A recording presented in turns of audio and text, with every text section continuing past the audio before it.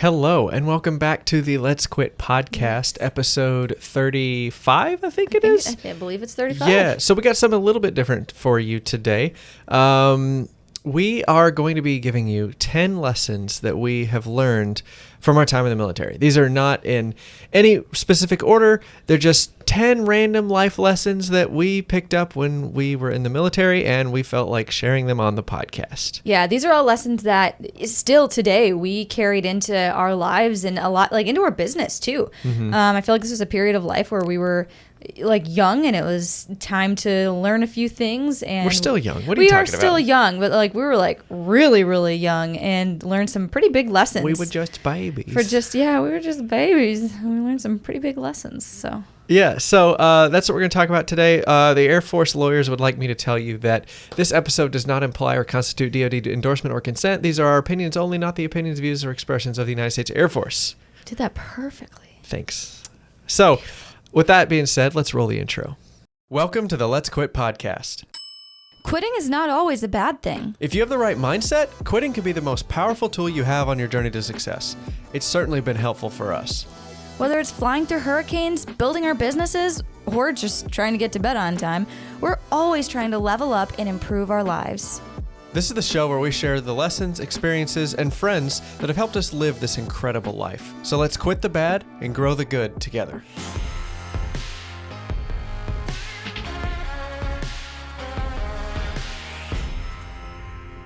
All right. Thanks if you're new.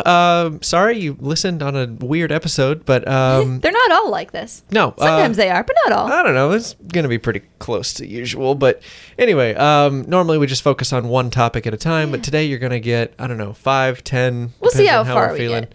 But basically, yeah, Jen and I were in the Air Force. We are still in the Air Force. Yes. But we did full-time Air Force. So just there's a lot of like jargon and fancy words and stuff, but all you need to know is that we were full-time military for about 5 years, and then we are now part-time military during hurricane season, basically, maybe a few extra weeks during the year. But in large part now, we are part-time, which allows us to run our businesses here in Houston, even though our Air Force unit is in Mississippi. Yes.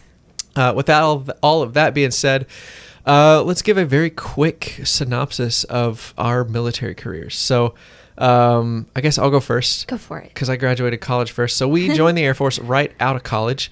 We signed a contract in college saying that we would take jobs with the Air Force immediately following college for at least 4 years.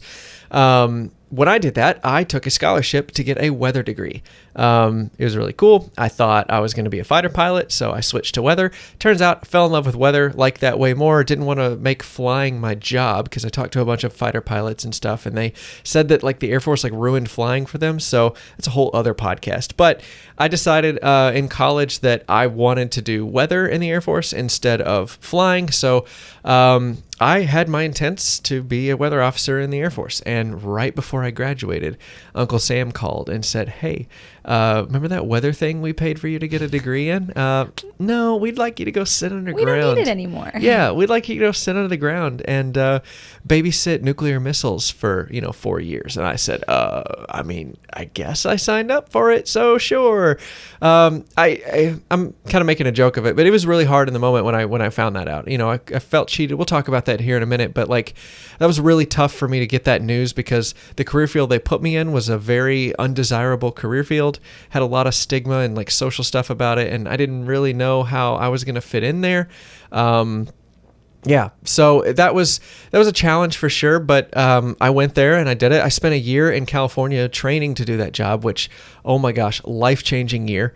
That's where I met my buddy Will Collette and got to know my other friend from college, Shiv, really well. We kind of did a lot of multimedia work around LA, started networking. It's really when my entrepreneurial spirit was like lit on fire. So had an amazing experience, a year out there in training, and... Oh, yeah. And by the way, I did some Air Force training while I was there. So you can tell my priorities. But then I went up to Minot, North Dakota, and I was there for 4.5 years, pulling alert, as it's called. And I was the guy sitting underground in a hardened bunker, 60 feet underground, waiting on a call from the president to launch nukes wherever they needed to go. And yeah, fortunately, I mean, nothing happened. Surprise, surprise. Obviously. Nothing has ever happened with those land-based ICBMs. So they never will be used, hopefully. I don't know. In my mind, I don't think they're ever going to be used. So if they are, none of anybody's worries, preparedness, or anything is going to matter. So you might as well pretend like it's not going to happen anyway. But yeah, that was my job. And then I will pause right there because that's when Jennie and I transitioned out to get our current job. So I'll wait for Jennie to catch up with me there before we finish the story. Yes. So I had a very similar story to Davis. Obviously, I joined the Air Force right out of college. Which is where we met, by the way. Which is where we met. We met in college. And so I got my degree in meteorology as well. And then I actually ended up being a weather officer in the Air Force. I said, hey, I have a degree in this. I'd like to go do this. Yeah. And the Air Force was like, oh, all right, you can do it. And we were only separated by a year and a half. But hey, that's how the Air Force cookie crumbles sometimes. So I got weather and I went up to North Dakota with Davis. There's a bunch of backstory on that too. I wasn't supposed to go directly to North Dakota, but again, we'll get into it. But I ended up there as well, which is really awesome. And so my job up there as a weather officer was I was what was called a wing weather officer for all of the mission assets on Minot Air Force Base. So what does that mean? Your ICBMs, I was in charge of forecasting for all of those, for the security forces teams that would go out and take care of all the stuff that were related around ICBMs. I was in charge of forecasting for all the B-52s and for the UH-1 helicopters that are up there. And yeah. Wait, UH-1s, weren't those used in Vietnam? Yep. Nope. They're still up there. Yep. Those babies are still flying. Oh man, it's so funny. We spent a couple days over there one time, and it was funny to look back in their logbooks and to see stuff from the 70s. It's like, whoa. Doug, yeah, they're still going.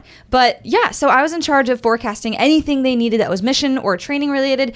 And then for a while, the tail end of my time in Minot, I was then put in charge of all the weather for the entire base and some legs of other bases. So not just the times. Forecasting aspect, you were also the head supervisor. Yeah. You were in charge of all the personnel. Yeah. So at the ripe old age of 23, I was supervising people who were much older than me. So that was interesting. Like we said, we learned a lot of life lessons during this time period. One of the things that I really appreciate about the military, at least from our experience, was that if you choose to not be a dirtbag, you will grow up very fast. Yes. You will be forced to make very difficult decisions way ahead of your quote unquote your time or when you normally would in the civilian world. You get put in charge very fast. At least as an officer, you do. And if you choose to engage, which there's a lot of people that don't, but if you choose to engage, you can really start to learn some lessons. You get a lot of juice out of the squeeze of your lessons if you start paying attention to it and trying to do the right thing. So, yes. But we all know dirtbags that don't do that.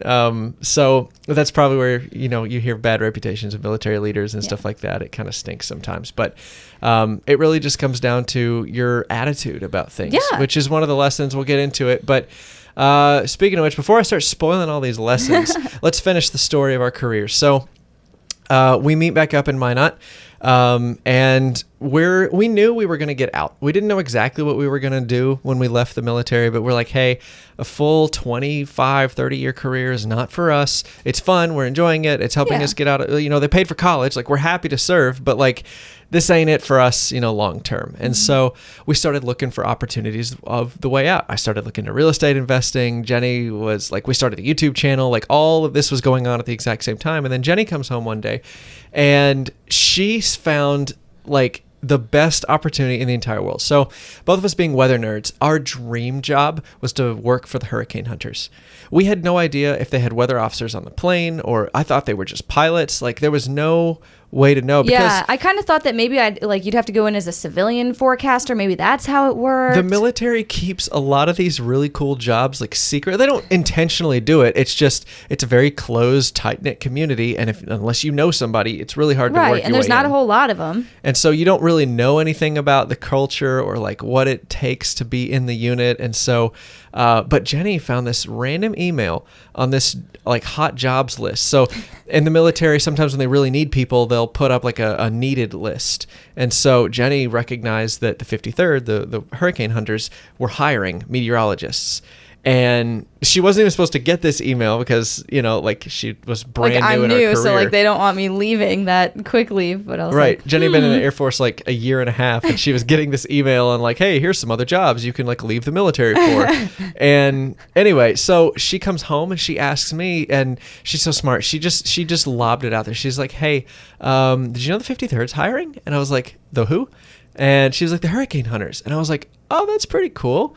And she's like, yeah, I don't know if I could like even be eligible. And I was like, well, right about this time was like I was learning all of my sales stuff. I was overcoming my fear of rejection. And so at the same moment, like I just told Jennie, I was like, well, what are they going to do? Tell you no? I was like, if they say yes, the upside is huge. If they say no, okay, then that's what you were already expecting. It's not a big deal. Right. So like we talked about it, we looked at it, and we said, all right, Jennie, if that's something that you want to do, like I'm thinking about getting out anyway, we might as well try. So Jennie, being the awesome person she is, she called who our boss is now, before she was our boss. And she called and she's like, hey, I'm brand new to active duty. I'm a weather officer, but I'm like brand new. I've only been in for like a year and a half at this point. And she said, but my husband has been in for a couple of years. He has a weather degree, but he's not a weather officer. Like if we saw this listing for the job, are we wasting your time if we apply? And she said, no, we really need people. Like, please come interview. Like, and at that point, I was like, pick the job off the floor. Okay, what's the next step? So we waited a couple months till the interview boards came up. We sprinted down to Mississippi, did our interview, got hired, and started separating from full-time military service. And it just happened so fast. Yeah. Like, it wasn't easy, but it was just, I don't know, it felt like it just happened very, very quickly. And so we got essentially our dream jobs, and we had no idea what that would entail. We had no idea, like, I don't know.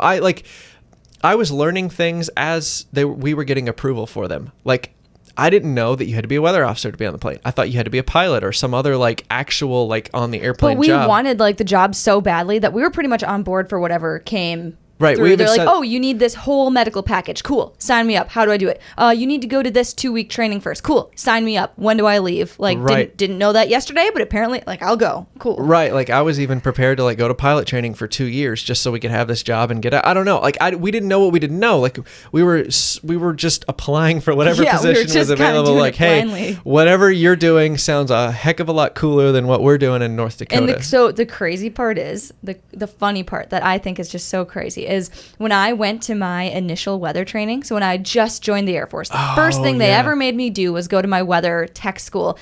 And it's on the same base. It just so happened to be on the same base as our Hurricane Hunter unit. And so I'd go eat lunch every afternoon with my friends, like in the middle of the training day, and we'd sit on this little picnic table outside and we'd watch all of these airplanes take off on the runway. Just for fun, just to watch the airplanes take off and land. And so I was like, oh, you know who they are, right? And I was like, who? And they're like, they're the Hurricane Hunters. And I was like, oh, no way. I didn't know they were at this base. That's cool. Still just kind of not knowing fully what they did. I heard of them and knew roughly what they did.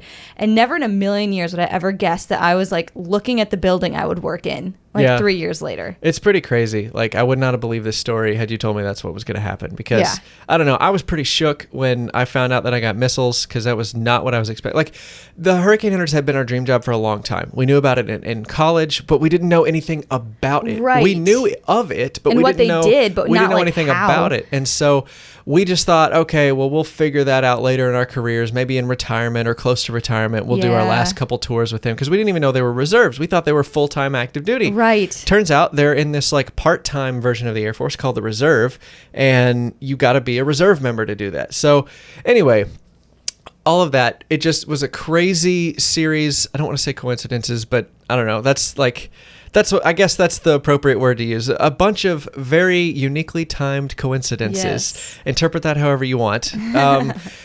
That we got to do what we got to do. And so it was just really cool to see our story take such a hard turn out of the way, but that was the only way we were going to get to where we wanted to go in the first place. And it just took a lot of reflection and patience and keeping a smile on our face, even though we had no reason. We felt like we had no reason to keep a smile on our face because the process was difficult. at times. It was very hard. But we ended up where we wanted to be all along, Yeah. and we're extremely grateful and blessed that we had the opportunity to have our dream jobs. And not only have our dream jobs, only be able to do it part-time. Are you kidding?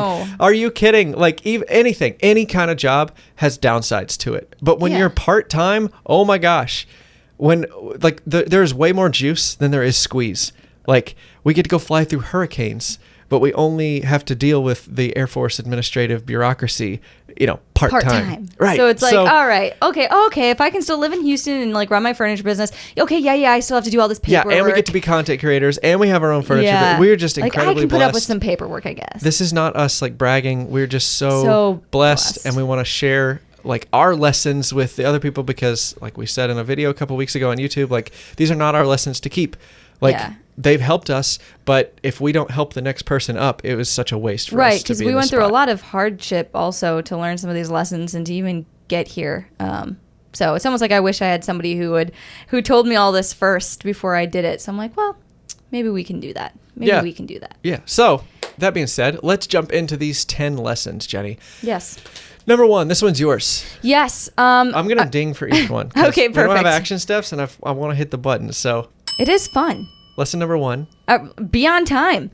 Be on time. I know this is like a very common like military sounding thing. And all the movies, they're always like, be there, 0500 hours. If you're not 5 minutes early, you're 15 minutes late. That's for you, Clay. That's for you, Clay. That one's not military, but it does work here in this situation.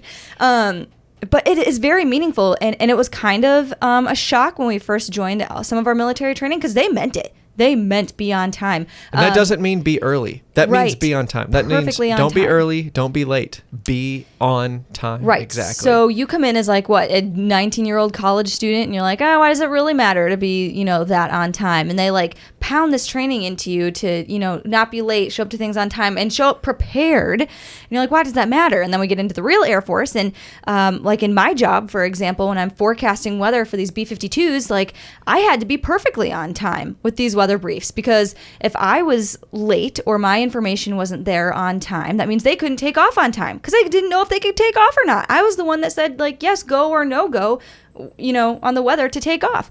And people had been planning these exercises or planning these operational missions for months and months and months at a time.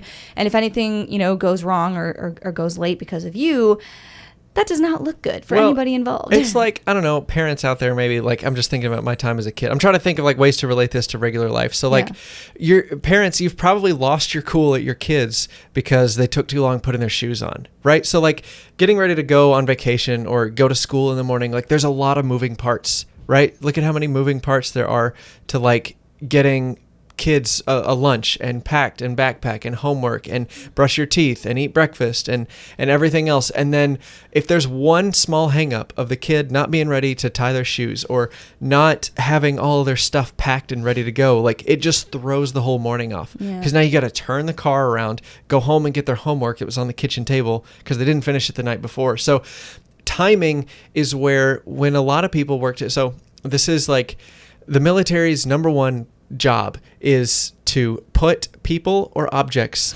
in the right place at the right time. That's it. That's all the military does. If you want to boil it all down to one concept, the military puts people and resources in the right place at the right time. Sometimes that's lead in a bad guy going really, really fast. Sometimes that's an airplane over a certain area to protect it at a certain period of time. And sometimes it's paperwork across the right person's desk at the right time. Sometimes it's medical supplies and stuff, humanitarian stuff. Like just putting things at the right place at the right time is the military's job. And so the timing part of that is like really the most critical, because even sometimes not as good of work delivered on time is at least passable. And it's the dependability too. Right. You can depend on other people because we all in the military have this mindset of be on time. There's no doubting if, Joe is going to be, at the mission planning on time or not. You're not going to have to worry if he's going to walk in 10 minutes late and then everything gets pushed 10 minutes, down the road later. You can have confidence that, nope, we all agreed to this, that we're all going to be on time. So, everybody has confidence. And because everybody's playing on the same time game, if somebody doesn't meet it or they miss a deadline, something's wrong. Yes. Like that is a cue in the military. Like that is a cue. If something doesn't happen according to time, like at certain jobs, like you're supposed to like call back and be like, yo, you okay? You need some help? Is everything all right? Because like you didn't meet your timeline. That's a red flag for somebody else to go do their job. So be on time. That's a pretty big one. Yes. But it incorporates every facet of our lives. Like Jennie and I are maniacs at scheduling things throughout the week and keeping checklists and like timers. Like we do so much in the week centered around like timing and being on time. Because we've seen how much good you can like reap if you are on time. It is very efficient. Again, like there is no way that we would be able to run a social media business, a woodworking business, and stay on top of all of our military responsibilities. Oh, and by the way, like have a family and keep up with them too, unless we were maniacs about our timing. There's just no way to do it. So you want to get more done, you got to learn how to take control of time and use it as a tool instead of the clock being the enemy all the time. Right. Or something that you're very apathetic to. Like, it'll happen when it happens. So yeah, be on time. Yes, that was definitely number 1. Number 2. Embrace the suck. So for those of you, if you were military in the past, and you probably heard this term before, embrace the suck. But it basically just means when bad stuff happens, you can deal with like the anger or the emotions you're feeling and find a way to be happy anyways. So even though maybe something goes wrong or it's not going as planned, you can say, hey, I'm going to make the decision to not get too upset over this because I know I have other important things I need to be doing than, having a pity party or quitting. Right. Well, I mean, it just comes down to enjoying hard things. Yeah. In the military, like you can sort of put everybody in a good bucket or a bad bucket based on their ability to react when things get hard. I mean, everybody's got hard stuff, but like in the military, it really comes out, it's life or death. So, like, not that Jennie and I ever really dealt with any like super life or death situations. I mean, I came close a couple times, but nothing like too crazy, but like we weren't in a firefight in the middle of the Middle East. You know what I'm saying? So like a lot of these lessons come from those type of environments. And so that mentality just sort of like permeates throughout the military culture because it works in those environments. So this is something that rubbed off on us, even though we never really dealt with that terrible of an environment, all things considered in the military. But just this mindset like rubbed off on us. So back to me getting missiles, like it was an unexpected turn in the career. But you have to remember at the end of the day, like I signed up for this. Like I'm trying to think of reasons to not be upset. It was really hard to choose to be happy. I just had to like keep myself from getting upset. And I'm like, look, you signed up for this. You signed up to give up to your life for the country. And Uncle Sam says, hey, I need you to go babysit missiles. I know we talked about weather. I know we agreed on it, but hey, I need you to change and do something else. And I just said, you know what? Okay, fine. Like, I don't like have to. And learned how to enjoy being in North Dakota and doing that job. Because now you have a whole other thing you can learn to appreciate and do. If you don't embrace the suck and choose to be happy with it, you're going to make it worse on yourself. You're not going to do as good of a job if you're upset and angry. And it's going to be rough on other people too. Right. And now you're making other people babysit you because, you're upset about something that you can't really change. So embrace the suck is a good mentality. Like sometimes we used to do this, like what this looks like practically in a day-to-day sense is like sometimes Jennie and I, we do these like really stupid, intense workouts. So like, I don't know, last year we lived in Mississippi, for the year. And so we got into running on the beach. And sometimes like at the end of a run or whatever, we just wanted to feel extra dirty or do something extra hard just to prove that we could do it, or just, like you got to build that muscle of like doing hard stuff even though you don't want to do it. Or we'd do like push-ups on the side of the pool if we'd swim laps or something. Like as soon as you swam a lap, you'd get out and do 10 push-ups, then jump back into the pool and finish your lap. Or we would do like a quick calisthenics session in the sand, like right after a run. So we're all hot and sweaty, we're covered in sand, like just, yummy. I'm getting excited thinking about it. But like the crazy stupid stuff like that. Or sometimes like randomly I'll just turn on and take a cold shower for no other reason. Just other than to like prove to myself that I can do it. Because it's really crazy. When you come to terms and you choose to do the hardest thing in your day, everything else seems so much simpler. Yeah. So embracing the suck and just putting a smile on your face when you're doing something really difficult is a really good pattern of behavior to get into. Again, take care of your mental health and everything. Don't let this get away from you. But like, you can really persevere through a lot of stuff if you can condition yourself to enjoy hard things instead of just getting angry and upset about it. Absolutely. Moving on to number 3. Nobody cares about you more than you. And So we learned this in the military because everybody is very busy. Everybody's got a job they're doing. Sometimes people are doing jobs that aren't even theirs because they've got additional duties assigned to them. Everybody is running around crazy, tight schedules. And then if you need help with something, you've got to help yourself as much as you possibly can first before you go ask somebody else, because they're very busy and just don't have time to help you like solve your problem from the ground up. Right. Well, I mean, this is the lesson we put in a YouTube video the other day. Like, you got to put the oxygen mask on yourself before you can help somebody else. Yes. And the military really they don't do this on purpose, but like they really get a lot of self-sacrificing type people. You're not going to see very many selfish people in the military. Mm-hmm. They're all over, but like even the selfish people are, you know, still sacrificing something for the greater good, for their community, for their family, for their country, whatever it is. And just all of these self-sacrificing people that don't take care of themselves first, they take care of themselves last, their whole life falls apart. Yeah. So this is pretty much Jennie's lesson here, because I'm wired to be the super selfish way, so I got to learn the opposite of this lesson. But this was Jennie's lesson. I mean, I don't know, like I learned it too. Like it got me into trouble not knowing this, so I guess I can't say it's totally your lesson. Yeah, I mean, everybody kind of needs to learn it. But the way we saw it is people would neglect to put in a little bit of time and effort for themselves, like month by month or day by day, and then they'd get to the end of like a 3 or 4 year stint and then look back and say like, oh my gosh, like, you know, I feel like everything's falling apart because why didn't anybody busy. help me? Yeah, why didn't anybody help me? And it's like, well, hey, you know, if you would have set aside some time for yourself or some resources for yourself every once in a while, then you wouldn't get to this long period of the end of this long period of time and say like, I'm falling apart, why didn't anybody help me? Right. Well, that's it. That's the thing, is it's the tantrum at the end of like, why did nobody take care of me? It's like, yo, that's your business. And it's kind of expected that you just take care of yourself because everybody's so busy they don't have time. If you need help, ask for it. Right. And anybody will help you. But if you don't ask for it and you haven't tried to take care of it on your own, like nobody else is really going to have time. It's not going to get done. It's like you have to. When you come to somebody for help, you have to have done 80% of the work, right? And then have them help you finish that last 20%. You don't need to like have it 80% figured out. You just have to have had done 80% of like the heavy lifting, or at least do every part of it that you can touch. Correct. You know, sometimes you do need some higher ranking person to come help you like push paperwork through or like get resources that you need to do your job. But spend the time getting your own ducks in a row first so that when you bring it to them, they can just sign it and move on and it's done. Or at least they can do their due diligence to prove that you've at least tried to do it a more efficient way and you can't do it. Now you need somebody's help. So we really saw this play out because...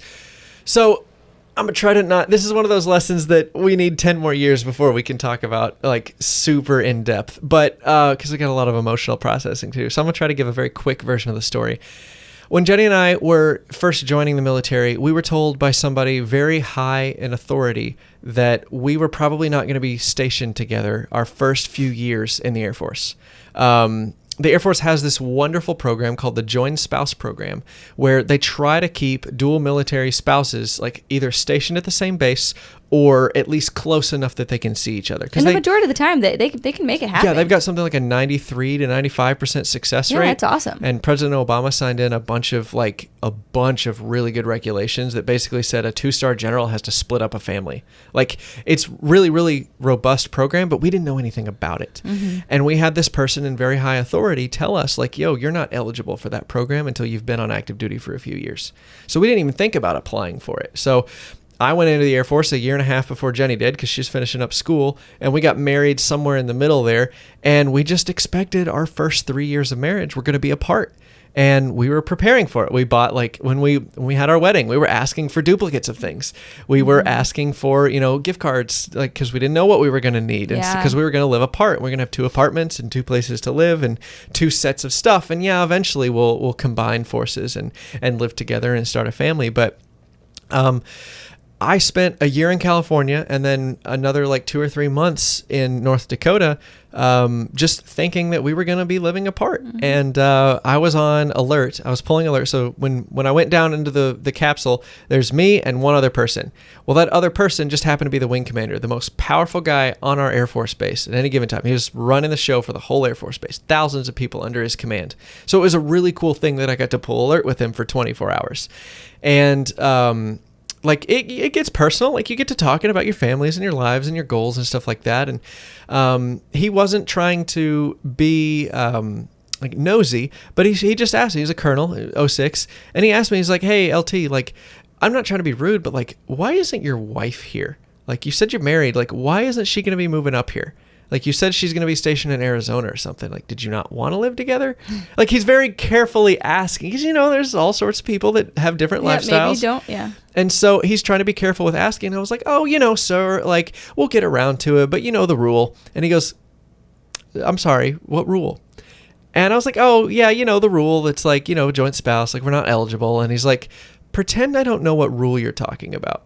And so I look at him and I was like, "Yeah, sir. Well, the rule that says that like you can't apply for the joint spouse program until you've been on active duty for a couple of years. And, my wife's not even on active duty yet. She's about to graduate from college. So we're just going to wait a couple of years and, we'll figure it out whenever we figure it out." And, I'm trying to like hype myself up, because I can't think about this too long or I'll get emotional. But he looks at me and he says, "LT, I've been in the Air Force 24 years and I don't think that's ever been a rule." And we're like, "Oh."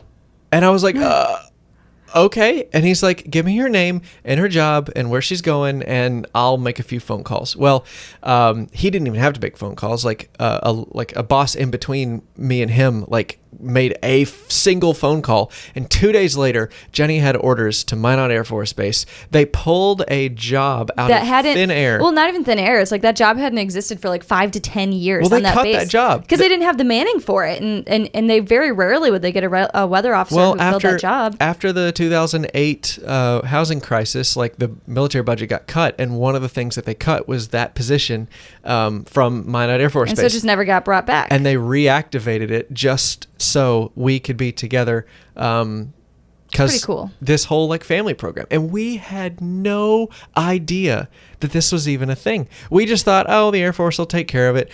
Somebody in the administrative building will see that we're not stationed together and see that we're married, because you fill out tons of paperwork in the Air Force. It's like, no, they won't. They're so busy. They see thousands of pieces of paper like work across their desk every single day. They're not going to notice, and they're not going to have time to change any decisions, even if they do see it. So that's what we mean by like, nobody cares about you more than you. Take care of yourself first. Ask questions. We could have asked so many people, "Hey, why is this a rule? Is this a thing? I heard this in college, but I don't know if it's true." And so we learned in the military, like, you got to read the regulations for yourself. If somebody says something is written in the regulations one way, you got to go look it up for yourself, read it in black and white, and find out for yourself, because nobody's going to do it for you. Nobody cares about it more than you do. Yep. And you can't expect somebody to come in and save you just because you don't know something. So hard lesson to learn, because like, well, shouldn't somebody notice? Like, of course somebody should notice. I'm not living with my husband right now. It's like, no, not how it works. Nope. So. You're the only one that notices. Yep. So nobody cares about you more than you. So put your own oxygen mask on first before trying to help somebody else. Number four. I'm surprised I made it through that. It is checklists and procedures. Yeah. So I know you hear us talk a lot on our YouTube videos about checklists and procedures for like our woodworking business. We're writing a checklist for fulfilling boards, packaging boards, shipping boards, whatever it may be. And we got that from the Air Force, because very rarely is there like any task, big or small, that you do without a checklist in the Air Force. And that's how they teach people so easily, is like, hey, you need to get in and do this job quickly. So instead of teaching you conceptually every single thing that exists about your job, we're going to give you a checklist, so there are no questions, that you know how to at least do small tasks. Well, there's a couple of reasons for that. Number one is turnover. The military moves people around a lot, just to keep things from getting stale and old, and like they want to constantly churn that culture so they're able to change systemic problems. It's a really good benefit that the military has, as hard as it is on families to move every couple of years. But that means, you spend a few years doing a job, you get pretty good at it, and then as soon as you get good at it, like you leave and go do something else. So there's a constant rotating cast of characters, and if you don't have good checklists and procedures, people are not interchangeable.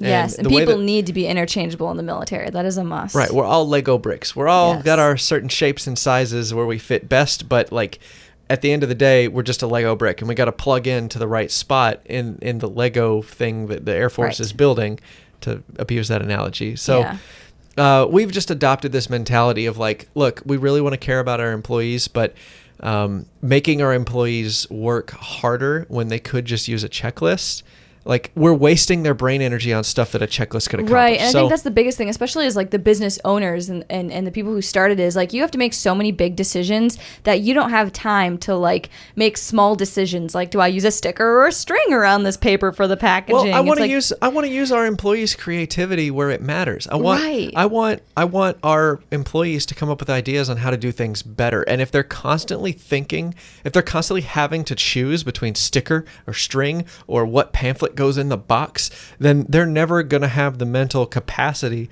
to have bigger ideas in the future. So it's kind of and plus we don't want them burn out either. Like you can constantly rotate them around and they can do more things. They can find out what they like and improve themselves over time. So the checklist and procedure, and plus if and when people quit or leave us, like we can plug in work and replace them relatively easily. So that's the whole purpose of the checklist and procedures. The military gets some remarkably average people to do some incredible things. Not that there aren't incredible people in the military, but it's amazing to see how many like people they can get to do a job so quickly. Like people who are not experts in that area either.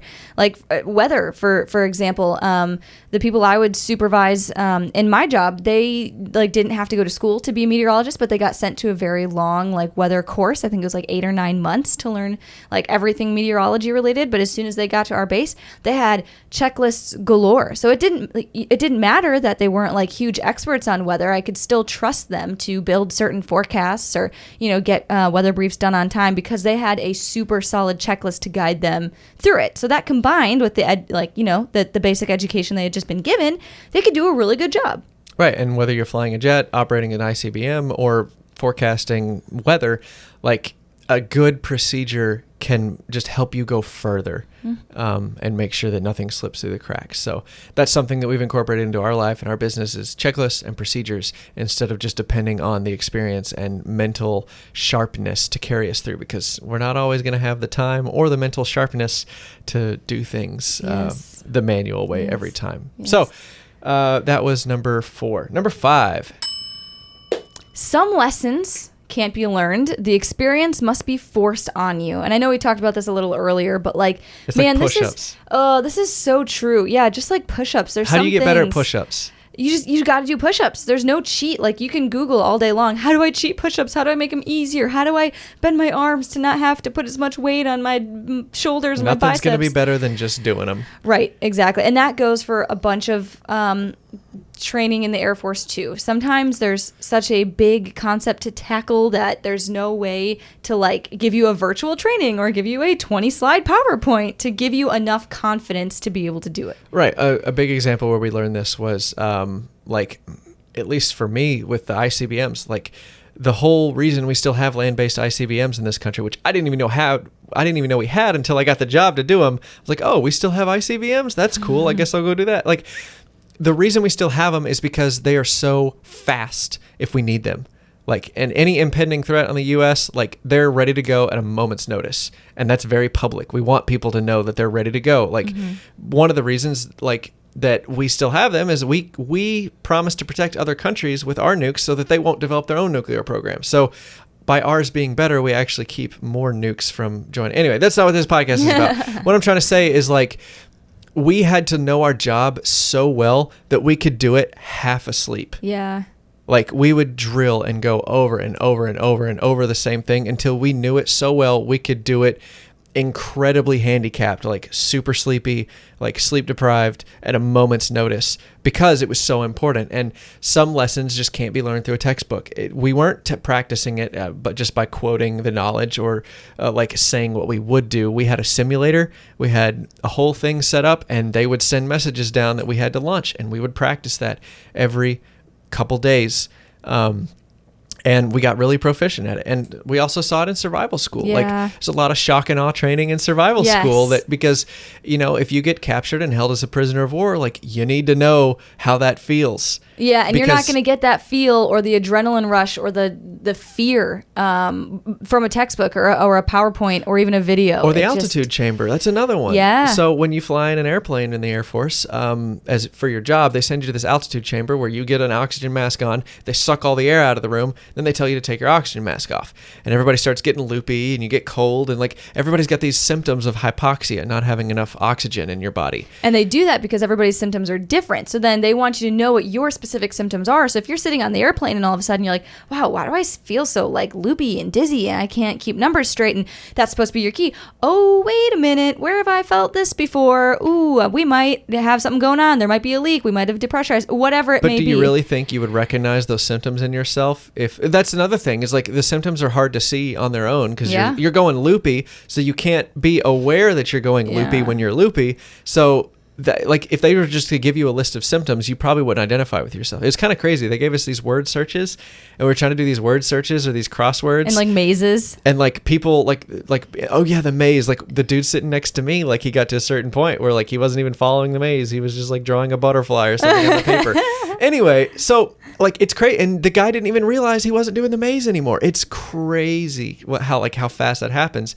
But it's worth the medical risk from the Air Force to put you in that situation so that you know what your like symptoms are, so that you can identify it when it happens in the real world. And that's something that we've learned is sometimes if we keep screwing up, if we can't learn something, okay, we need to spend more time practicing it. We don't need to learn more about it. We need to do it. And in sales and in business, that's been invaluable to us of knowing that we need to practice something instead of just learning more about it. Yes. So, man, this is a little bit longer. I felt like we blazed through those 5 lessons, but it's been 40 minutes. 40 minutes. I hope you've enjoyed it. We're going to have to cut this in half. Yeah. There's no way we're going to make it to 10 We'll have in to one do episode. a part 2. So thank you so much for listening. Let us know if you enjoyed this show. Let's Quit Podcast at gmail.com. You can also rate the show on your favorite podcasting app of choice. Also share the show with a friend. Yes, please. That's the best way you can help us out. So until next week, we will catch you later. Bye.